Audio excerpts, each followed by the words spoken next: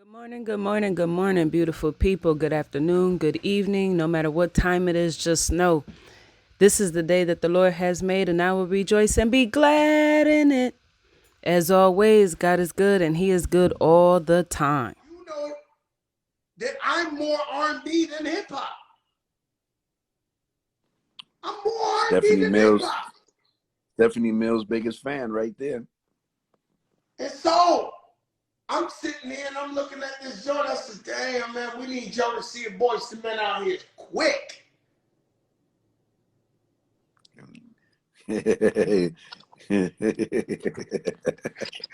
I'm just laughing. You just laughing? I'm just laughing.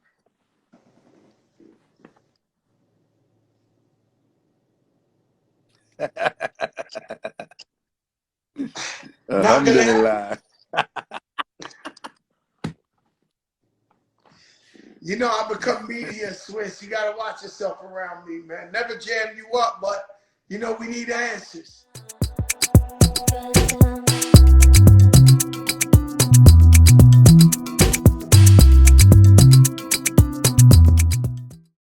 6 million people watching.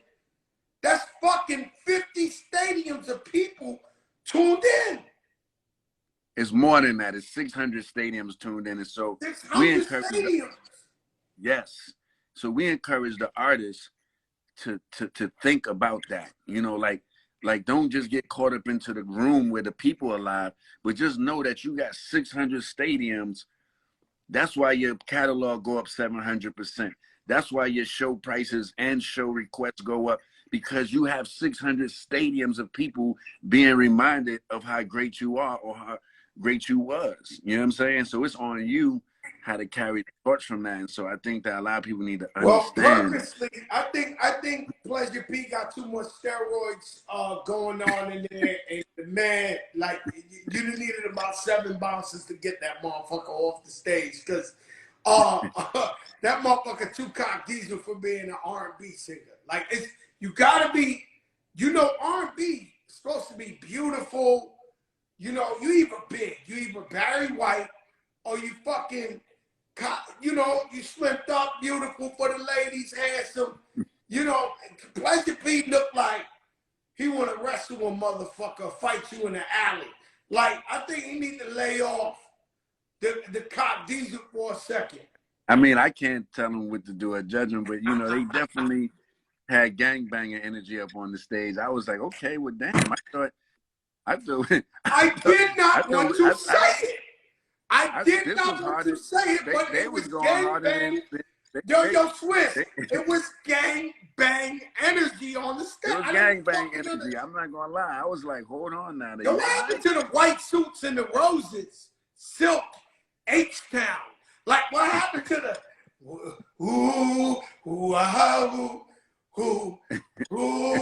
Which motherfuckers came for the smoke? Like, this was gang bang energy. Tank said it right. They chose violence that night for whatever reason. I have no idea. The ratings. They chose violence. But you know, you're gonna still the people was already shown. The people was already there. The people already showed up. It was already in the hundreds of thousands off the first click. 5 seconds, 5 minutes. Yeah, but you know how much I love Ja Rule.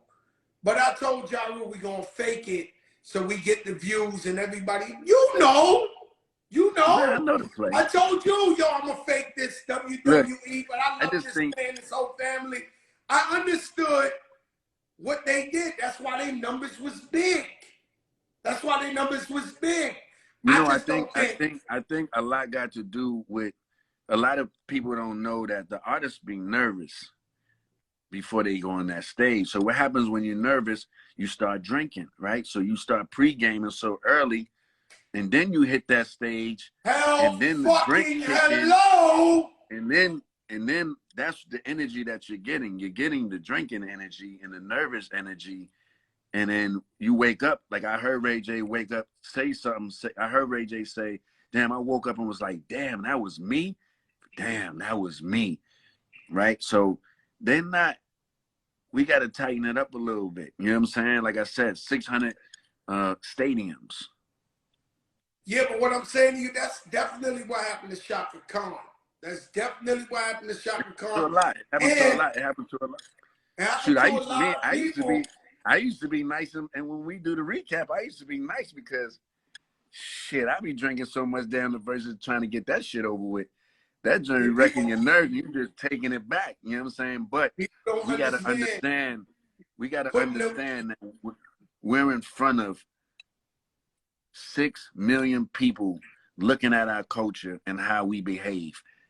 You understand? So we got to tighten it up a little bit, and that's even for our internal team on what we accept and what the people are bringing to the table as well. You know, we got to both be responsible because this is the biggest platform, and you could wake up with a trophy, or you could wake up with the other side. You know, you don't want the other side. You don't want the other side. You don't want Meme Wednesday. Yo, it's so many memes Wednesday, out there. Thursday, Friday. The memes ain't stopped yet. I'm like, God damn, they still got Ray J going. Ray J gonna go for a while. The side with the little belly. You know what I'm saying? He sideways with the belly. You have to do sound checks. You have to do sound checks. If you was performing for 200 stadiums, who wouldn't do a sound check? Y'all not doing sound checks. I mean, it's I'm not not the sound lie. effect that you do the sound check. I rehearsed for verses 3 days in a row. I've never done that in my career, in my life. I understood the assignment. I knew millions of people were gonna watch, and we gotta entertain them. And you know, Jadakiss had made it bad for me because he went on all those songs and did all the lyrics live. The Lox did it live. So at that point, if Fat Joe would have came and sung to the lyrics or, you know, sung along to some shit, I would have looked at like it ain't the real thing. And so I had to rehearse to get my breath control to do every song, every lyric of every song. And I'm going to be honest with you. I'm Fat Joe. I'm a fat motherfucker. I'm not Cock Diesel on the treadmill every day. So I don't know. You ain't fat. You know. I'm just saying, I'm sitting around. I had to do every lyric for 20 songs plus to make it real. Like, you got to really have yourself ready for this shit. It's the biggest show you could ever do in your life. Yo, Swizz, my battery's running out. My battery's running out. I want to come right back on with you. I'm going to come right back on with you. Please, let me lock this up, and then let's come. I'm coming right back in 2 minutes on my other phone. All right. All right. Peace. He pulled out the watermelon. I don't know. I'm just, you know, it sounds like, I don't know. That's a wild one. I don't think nobody knows. That's a wild. I think he was trying to He got to come on the show and explain that one. I mean, let's keep it. He was getting his alkaline on. Let me tell you something. I don't know, man. I don't want to say it like that. We got kids watching and all that. I think he was trying to make a sexual gesture, you know, went bad. It was a sexual gesture went bad. Like all the way bad. I mean, yo, let me tell you something. Hey, but Mario was on his A game. Mario was a professional superstar. Now, Omarion, you know, he could dance. I don't know. They two different artists. Yeah, when I look at Omarion, one is a vocal performer, and one is a performer. You want me to keep it 100? I look at him, not too much 100. I look at Omarion like a baby Usher. Like, he ain't a Usher. He's a baby Usher. And so, you know, even the smiles and shit, like everything, I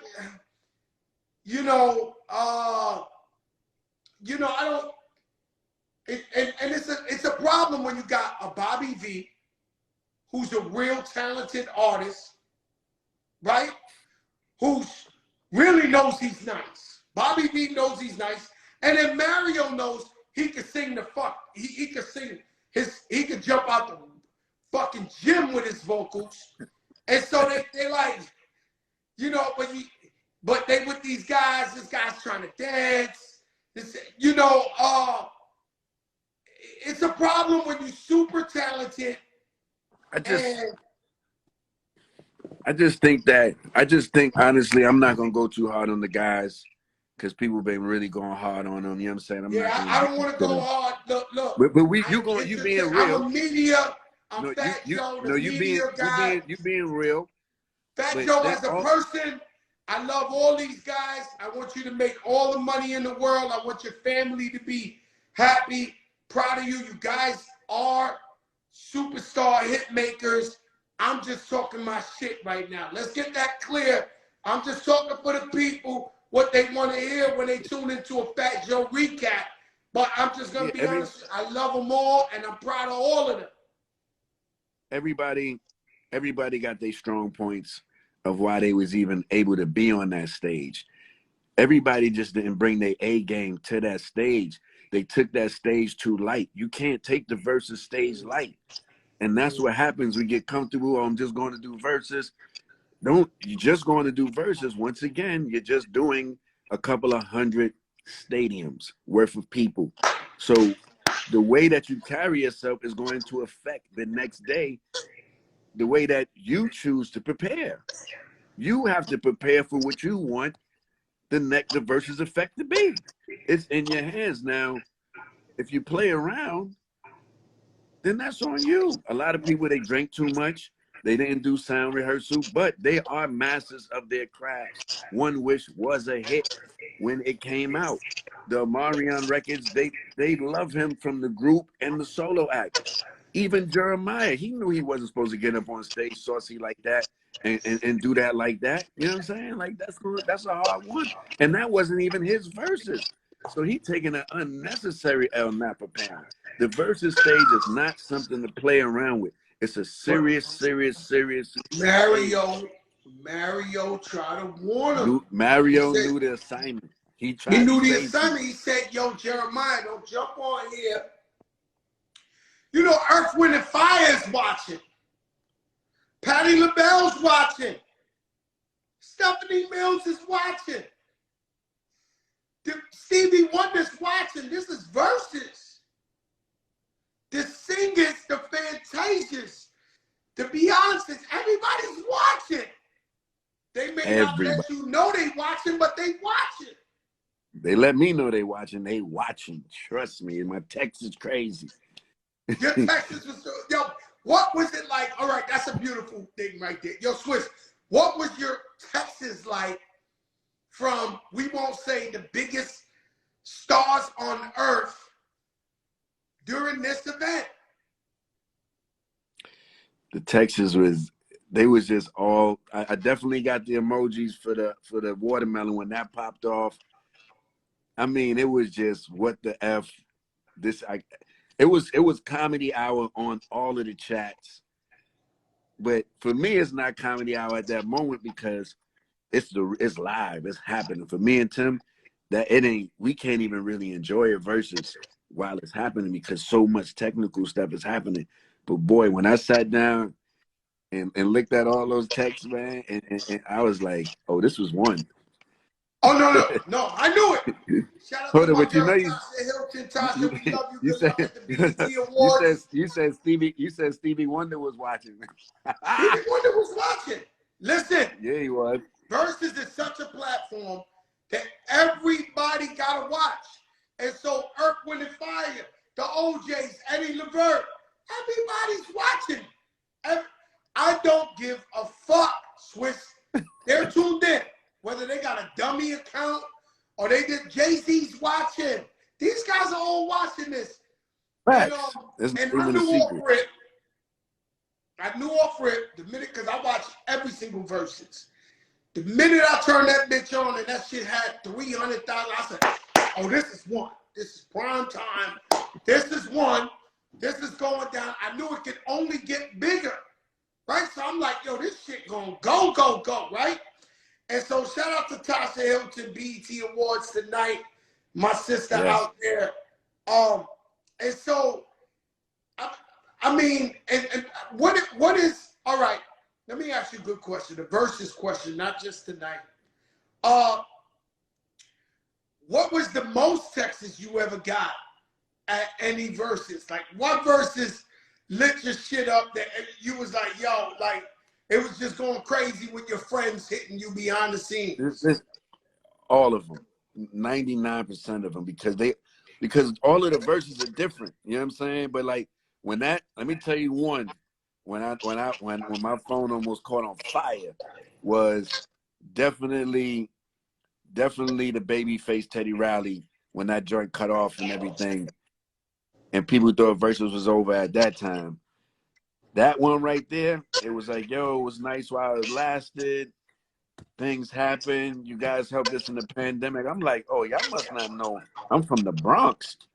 Like, y'all think this is a hang up? Oh no. Me and Tim, we was on the phone, like, we need to put the new date up tomorrow.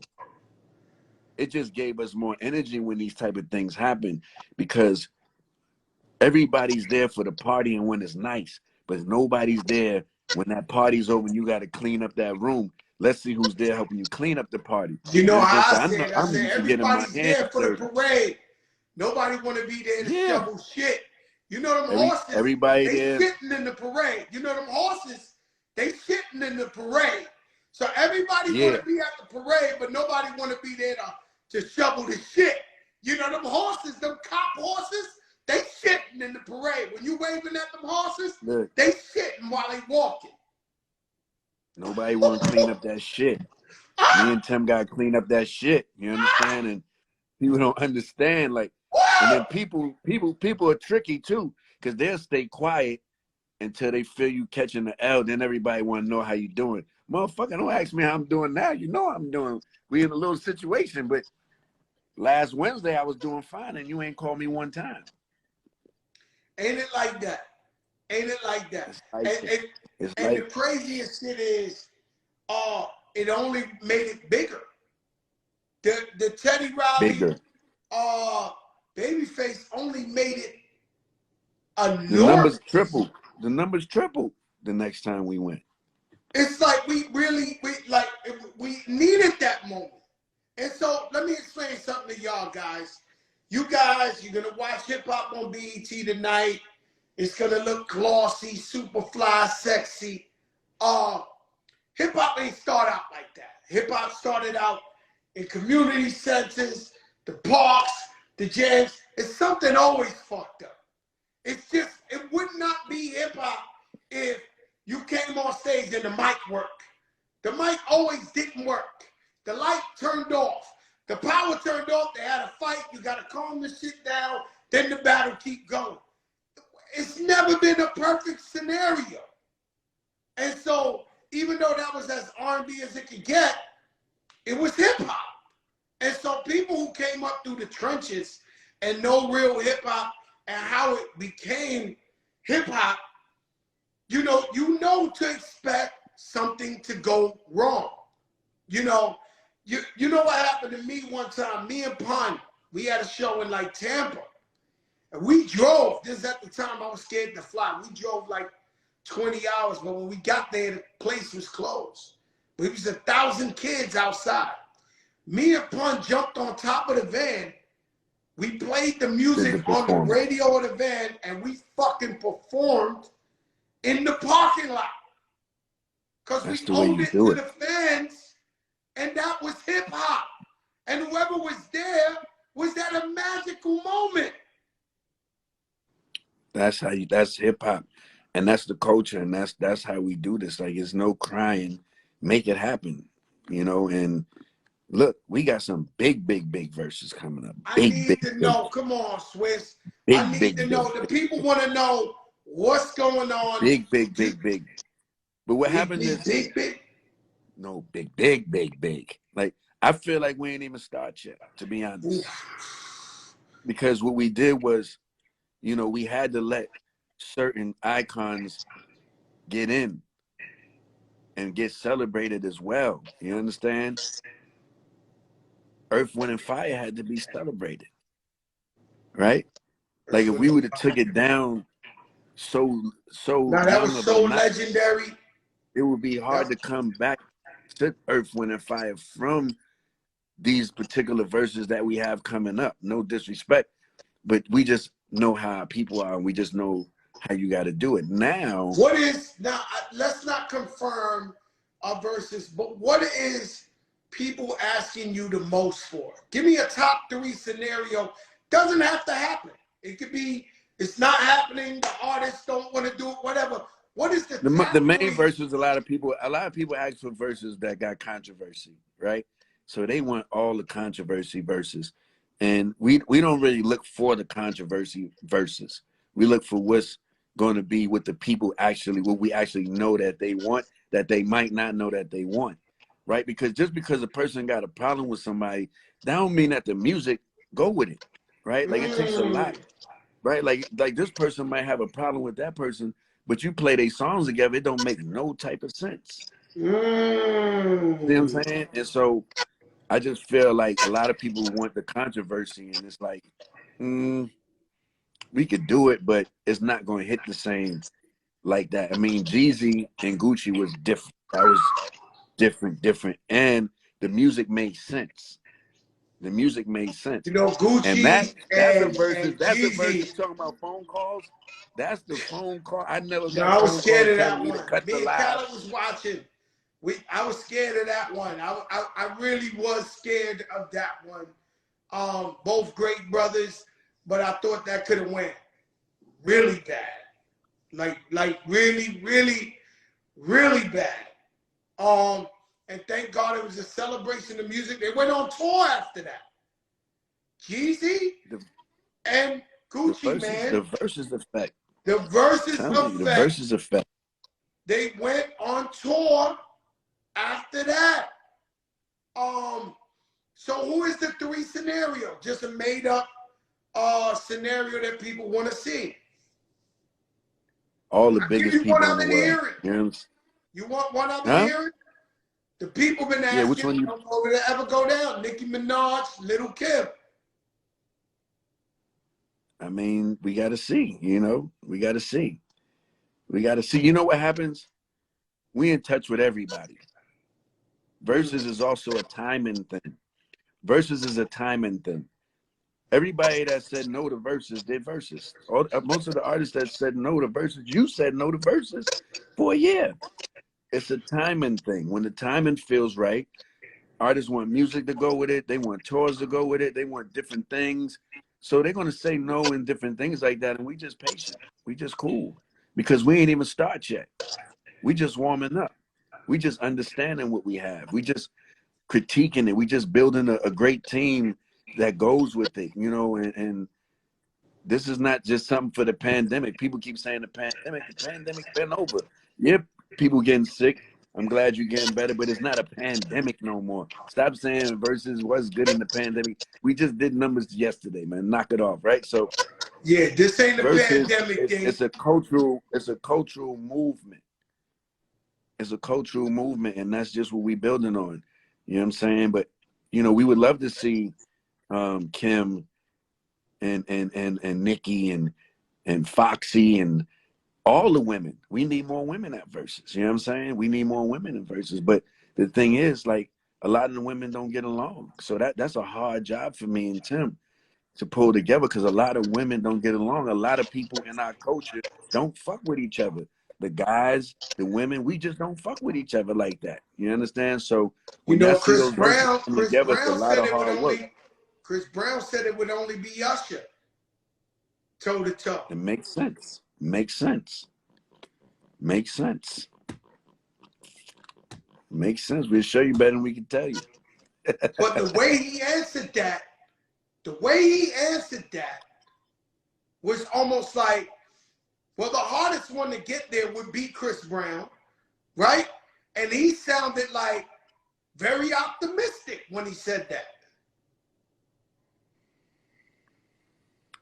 I mean, each artist is gonna feel their own way. You know what I'm saying? Like, he better feel that way. No, no, I'm no. He sure Usher sounded gonna. like he would do it. He sounded like he would do Oh it. yeah. I think, like I said, it's all timing. You know what I'm saying? Like, it's all timing. And you know, the thing about it is, like, a lot of artists, they gotta feel good about it. It has to make sense for them. Like he said, I seen when he said that on Nori's joint that it had to make sense. Verses make it make sense. You know what I'm saying? Verses make it make sense. But Chris is so smart, he know what he can do with the verses effect. You see, like, he's a smart kid. Like, he's been around through a lot of things. So he knows, like, damn, look at what they doing with the verses effect. Forget all that verses is just for the older artists. Like, I'm gonna take verses and I'm gonna flip it. I'm gonna do verses and I'm gonna flip the whole thing and make it work in my benefit. So he's being smart. I respect it. No, no, he's very calculated, very, very smart. He has a new album out right now. Everybody should go get that. It's straight fire. Yes.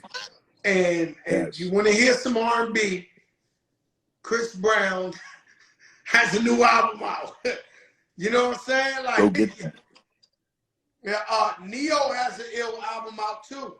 Neo just dropped that. See, these people don't understand. Shout out to Neo. You know, Fat Joe, let me explain something to you, Swizz. You know, because you've been here, you know. So a 30 for 30 comes up about street basketball. Fat Joe's the #1 street basketball winning coach. So I got to be on there, right? And so if they make a documentary about origins of hip-hop, the birth of hip-hop, Fat Joe got to be on there. And so something else, Fat Joe's on there. And so some people are getting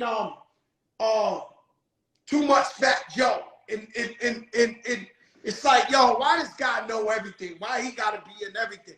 You know, 8 Ball MJG go on Versus, and people don't understand I was label mates with them on Relativity Records. So I speak about Bone Thugs because I've been on Cleveland East 1999. Don't be mad at me because I lived a long time. Alhamdulillah. You know, and I've been in all the action. And so you know that I'm more R&B than hip-hop. I'm more R&B than hip-hop. Stephanie Mills' biggest fan right there. And so I'm sitting here and I'm looking at this joint. I said, damn, man, we need Joe to see a Boyz II Men out here quick.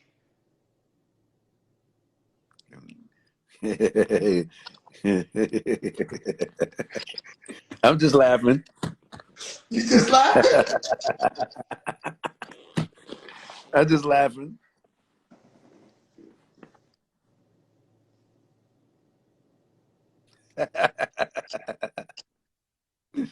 Alhamdulillah. You know, I become media Swizz. You got to watch yourself around me, man. Never jam you up, but, you know, we need answers. And so that's what I'm predicting, and that's what I'm begging for. A Boyz II Men, Jodeci, Versus on. Za, za, za. I want to hear that. Ooh, ooh, ooh, ooh, ooh. That would be, now I'm going to make it crazy. That would be the equivalent to a Lox Dipset hip-hop battle. That would be equivalent to that on the R&B tip if the night comes and you gotta be there. You gotta be rocking your flyers, Hermes, everything in the world, no matter where the fuck. You could do that shit in Saudi. I'm coming, right? And so the lights go down and it comes on and you hear, ooh, ooh, ooh, ooh. That is gonna have that blow your mind. You trying to run out of the venue. You can't believe this is happening. And then Jodeci come with their, you know, it's on. Good night. Take it back to the war room. What they call that shit, Wolf Blitzer in CNN. what's the war room, the war report? Yeah. Yo, you got D-Nice's up in here talking shit to everybody, talking that shit. Yo, D-Nice, what's up, baby? Shout out to Big Boy out in LA. You know, I caught the COVID. I was supposed to come out for Big Boy out in LA with Mike Epps and them, but I caught the COVID, man. I'm sorry to anybody who thought I was going to be out there. Yo, Swizz, I love you, my brother. Thanks for coming on here. And the situation room. The situation room. Yeah, the situation, man. I need like a mug shot of Boyz II Men and a mug shot of Jodeci. We need J. Cole versus Kendrick too. Let's get to the bars for real. That just popped in my mind. That's all. No, that on the way out, by the way. I mean, on the way out. I mean, that would be amazing. That would be. But why not? But, you know what I'm saying? But why not? You know what I'm saying? Like, but why not? The Trains, Kendrick, he's, you know, I'm telling you right now. And you know, I gotta we got out. The Latino zones. You got the Latino zone? We got the Latino zone. I gotta talk to you off air about it.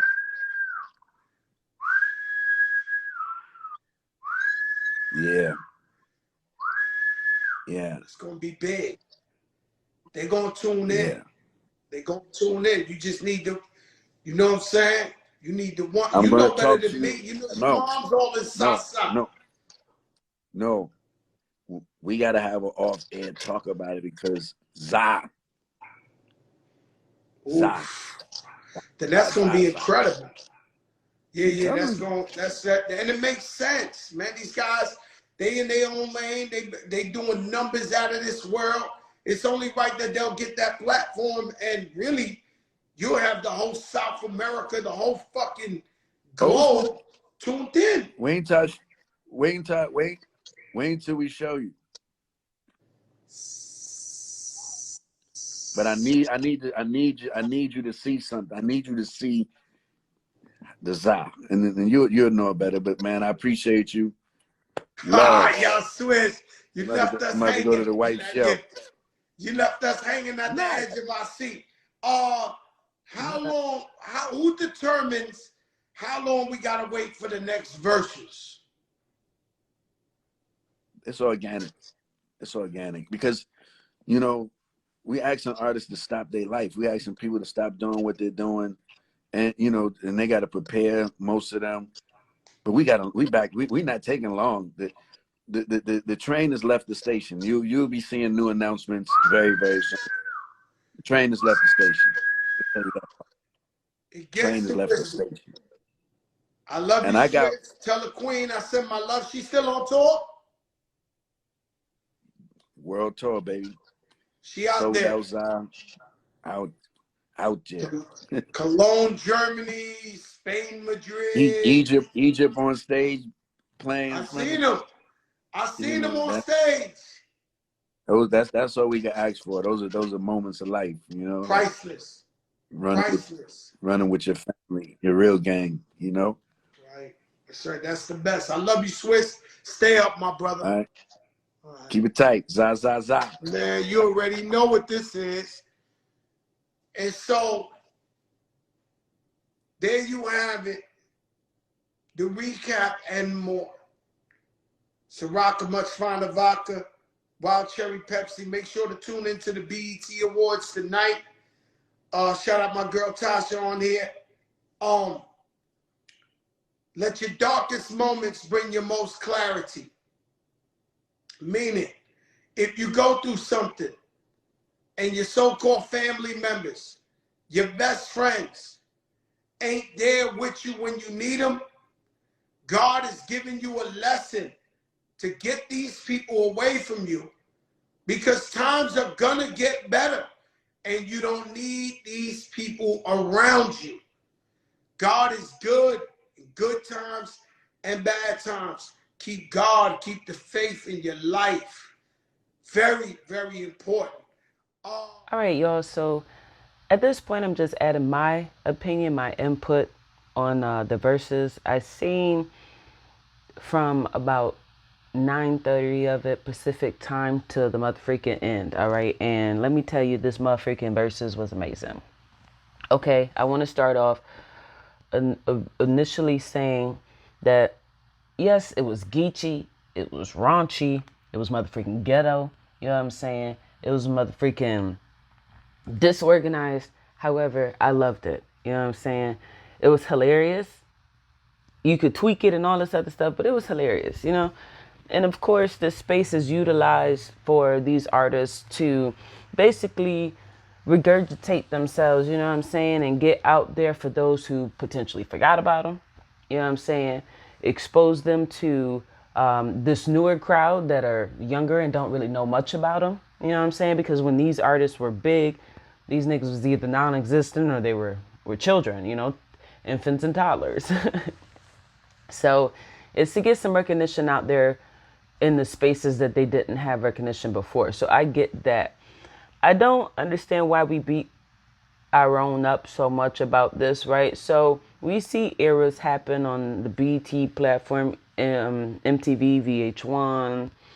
I mean, at the Oscars, motherfucking Chris Rock was slapped by motherfucking, you know, Will Smith. So this is us, you know? So the fact that people are dragging it for being like unprofessional and all this other stuff because it's something that was orchestrated. Like Verzuz was created by motherfucking niggas, Swizz Beatz and Timbaland, right? And so anything that has black creators in it, right? You always have these weirdos who come in, they want to motherfucking exploit it, get paid off because they know that this is a money-making machine. Anything that deals with racial minorities, especially black culture. And when I say black culture, I'm talking about African-American culture. I ain't talking about no black culture under this umbrella that niggas want to include themselves because they're like, well, I'm a racial minority. I lived in poverty. I grew up on the music. I'm a part of this culture. I have African ancestry. Even though they don't live the black experience whatsoever. Even an immigrant does not live the same black experience as a motherfucking native-born African American. So we are not the same in that regard. We are the same in the regard that we bleed the same. You know what I'm saying? Every human being comes from the motherland of Africa. However, when you start looking at these idiosyncrasies, you know what I'm saying? These idiosyncrasies, these peculiar situations that are attached to subgroups, that's where we differ, my niggas. And so when it comes to us motherfucking black folk culture, people always want to downplay it and the whole shebang. But the crazy part about it is that Swizz Beatz and Timbaland sold Verzuz for hundreds of millions of dollars and took on a minority ownership position to some white people. So obviously the Verzuz, niggas is projected. The Verzuz, I'm telling y'all, 20 years from now, the Verzuz is going to be bigger than the Oscars, bigger than MTV, VH1, BET. It's going to be bigger than them. And why? Because the space is all inclusive. As long as they don't motherfucker, which they may, gentrify it and dilute it and all that stuff and make it like those other spaces where they're motherfucking taking away from its original, you know, purpose. As long as they don't do that nonsense, this is what it is, you know what I'm saying? And yeah, it looked crazy a little bit. The way Ray J and Bobby V and them performed this past go, you know, with all the beefing and everybody wanting to compete with one another instead of competing with themselves, because the true competition is between you currently and the old you. You know what I'm saying? It ain't between you and somebody else because y'all ain't on the same motherfucking plane. But yeah, they had that and they made stuff a bit weird. But this is culture, you know what I'm saying? When you look at R&B, hip-hop and reggae in general, these are two motherfucking titles that has been copyrighted by a white man. So every time that word is put out there, these niggas is getting paid. Every time it's said, these niggas getting paid. These white people getting paid, right? Here it is, these spaces, jazz, all of this stuff, blues, R&B, and soul, all of these genres, black people created, right? And then you got white people exploiting it, appropriating and monopolizing off of it, right? Because they're not giving recognition to its original creators. They're not giving skin, you know, taking the minority seat so they can have some kind of money in on it, but leaving the majority ownership to those who create it. No, they take over it. They take over it and they do like everything else. They push these divisions amongst us.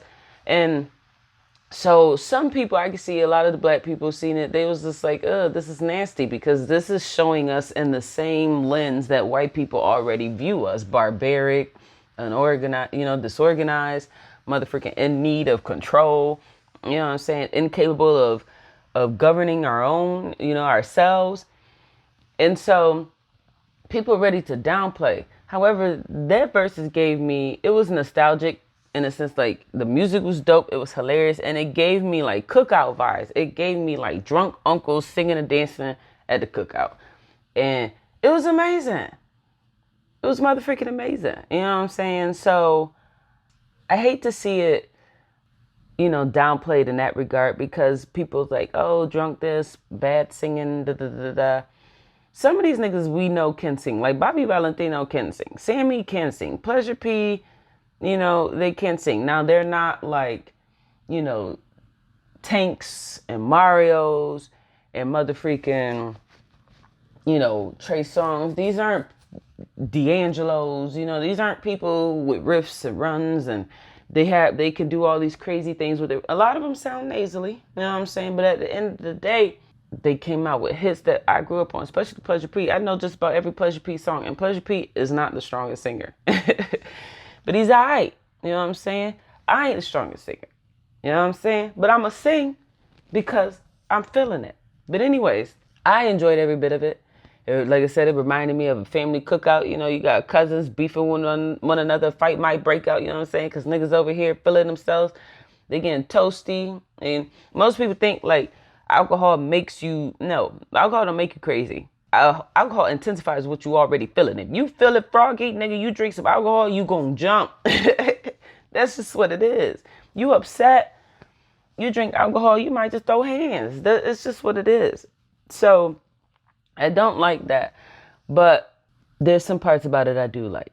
The beef between Mario and Omarion is exactly what we thought it was. See, in the early 2000s, many of us, and we didn't have the access to these stars as we do now. But back then, many of us knew the beefs and the feuds that was going on between different artists, right? Whether they were females or males, whether they were rappers or singers, right? And most people try to make it seem like R&B singers were trying to be tough like rappers. Because remember when Trey Songz was getting hemmed up for constantly getting into garbage? Motherfucking Chris Brown was getting hemmed up for getting into garbage, you know what I'm saying? And all this drama, and people was dragging them like, oh, y'all not rappers. And they associate sweetness and softness with niggas because they could sing. You know what I'm saying? Okay, you could make your voice all raspy and and talk all hard and wear too big clothing with a bunch of jewelry and call yourself a rapper all you want. That don't make you tough, because I know a bunch of rappers, niggas are softer than motherfreaking some peeps. You know what I'm saying? Niggas are squishier than some motherfreaking marshmallow peeps. So the fact that people automatically try to associate these niggas as soft and, oh, the beefs is fake, that junk is real.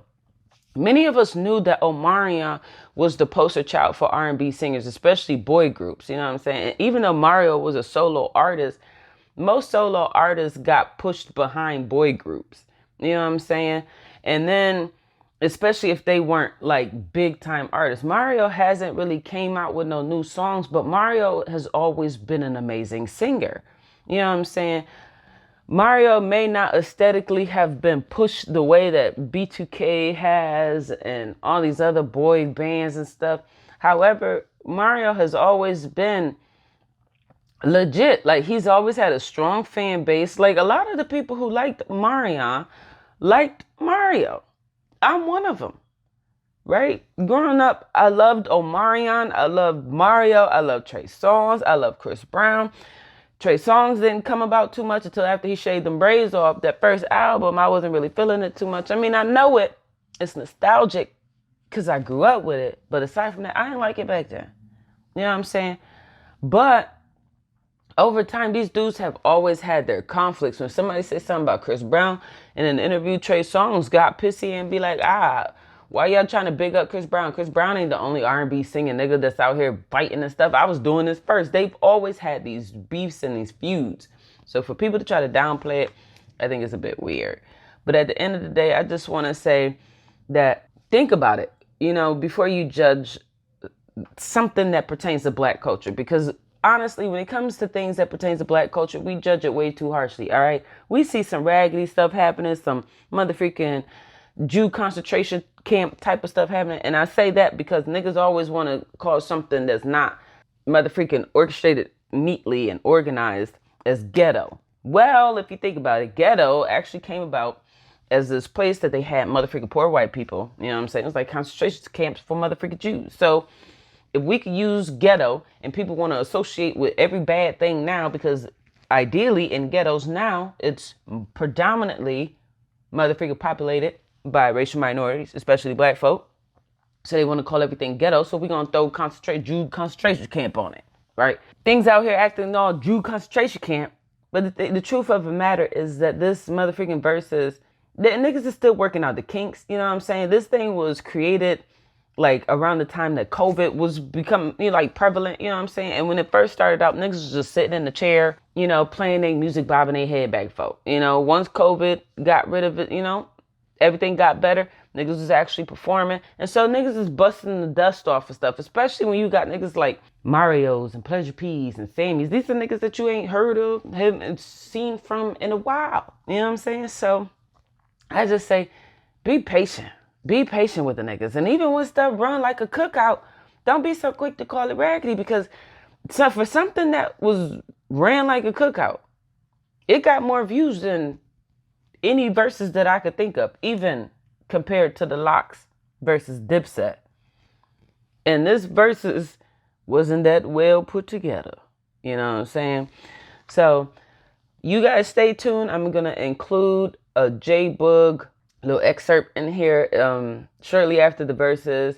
Omarion was dragging some people, and I have my opinion on Omarion, but I'm going to put that in a later video when I do my my whole debriefing of that motherfucking verses. But Omarion, he was very, very, very, very arrogant. You know what I'm saying? The dude was a hot mess, but it was hilarious. And J Boog actually clapped back at him. So right after this, you're going to see some other freaking J Boog clapbacks. Let go.